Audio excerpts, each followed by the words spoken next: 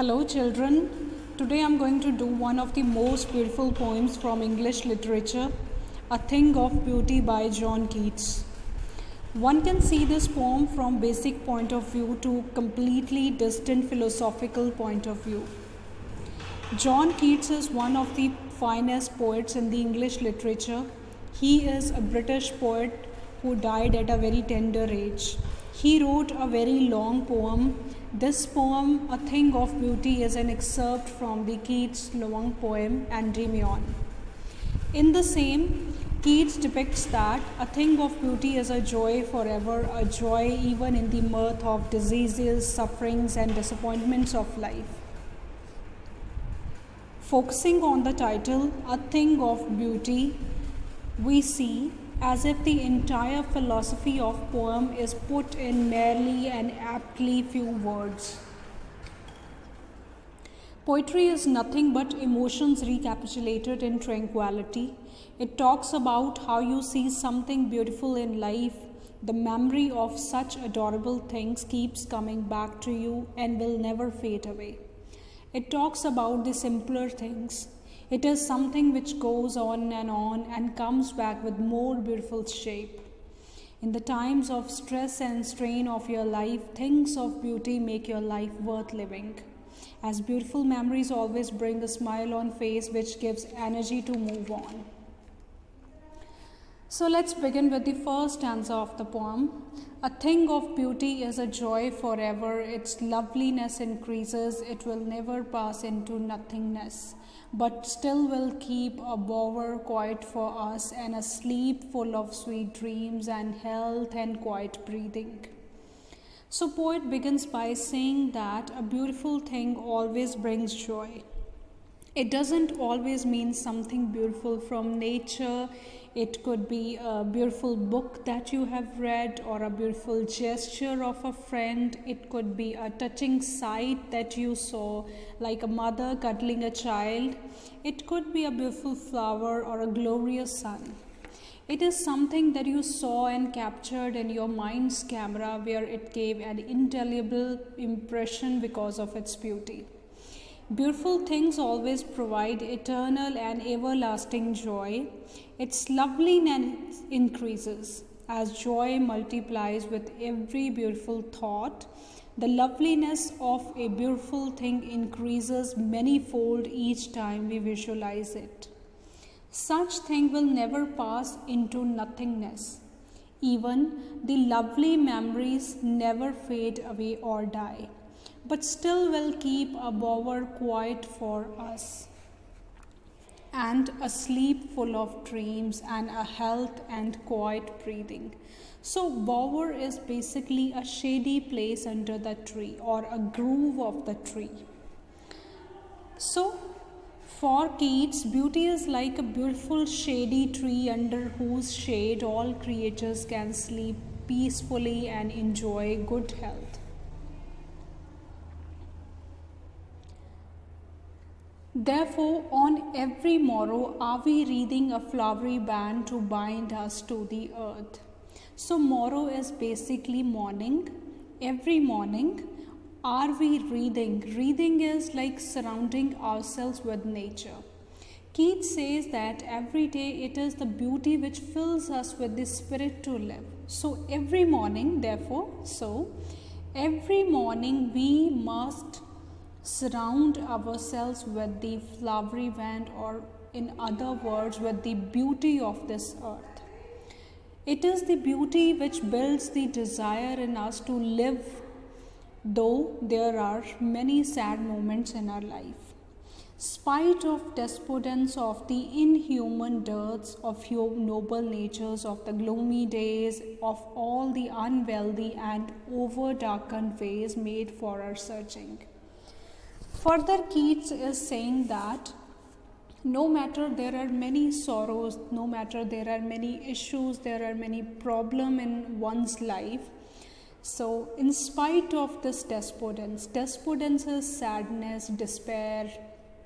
So in spite of all this sadness, in spite of the sadness of the inhuman nature, the person who is away from the moral values, who is inhumane, not a humane person in nature, who is not a kind or not having a generous heart. So there are persons who are inhuman, who are dearth is lack of, who are lack of the noble nature, who are lack of kindness, generosity, and of the gloomy days. In spite of the gloomy days, in spite of the sad days, sometimes in our life we see the sad days, some days we get something good, but some days are full of sorrow and not very good days. And in spite of all the unhealthy, whenever we get a kind of disease or health issues, health problems, so in spite of all these unhealthy times and over darkened ways made for our searching, and in spite of all the failures, sometimes we try to search something, sometimes we wish to grab something, or we wish to achieve something, but many a times we fail. So no matter in our life, there are so many negative things we can say, fine, no matter there is this despair, sadness, no matter there are some cruel people, very unkind people, no matter there are some bad days, no matter there are some health issues, no matter there are some failures, but in spite of all these things, yes, in spite of all, some shape of beauty moves away the pall from our dark spirits. Yes, in spite of all these problems mentioned before in the second stanza, in spite of all these problems, still a beautiful shape of any good thing, or we can say the beautiful things, they have this blessing, they have this bliss that they can fill our dark spirit with the lightness. They may surely move away the pall, they may surely move away the sadness from our heart and make us filled with the happiness, with the eternal joy. And what are the beautiful things which can make us beautiful? So here in the next stanza, Keats has enlisted some beautiful things which actually give us the happiness, which actually give us the joy, a meaning to our life. So such the sun, first of all, it is sun which gives us happiness.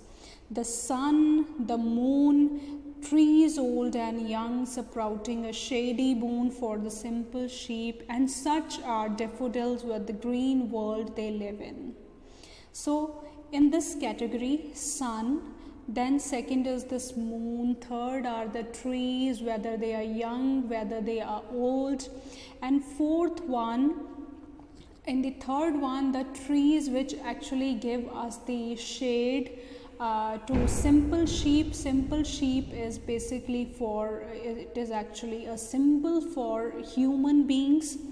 And then fourth place is the daffodils. No matter every flower is beautiful, no matter every flower has a grace, but one daffodil word is taken to represent the flower family, the entire flower family. So there is this daffodils, and they make us life beautiful. Just by looking at the flower, we may feel joy, we may feel happiness, we may feel peace. So daffodil also serves this purpose. With the green world they live in. Now green world is the world of vegetation. It could be forest, it could be the valleys, basically all those green places where usually the flower blooms.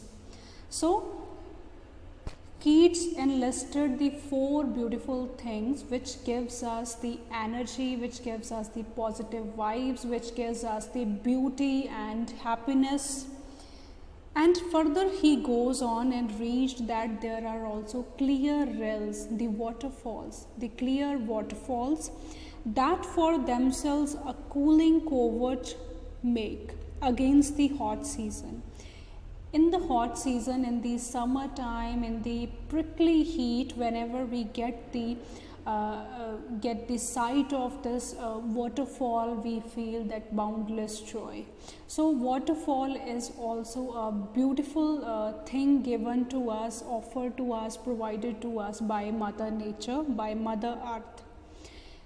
Next, sixth one is the mid-forest brake.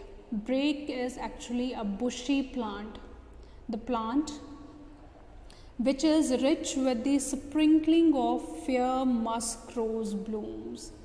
Musk is the fragrance of this rose, and further he is talking about that there is this bush which is in the middle of the forest, and this bush has so many wild roses which are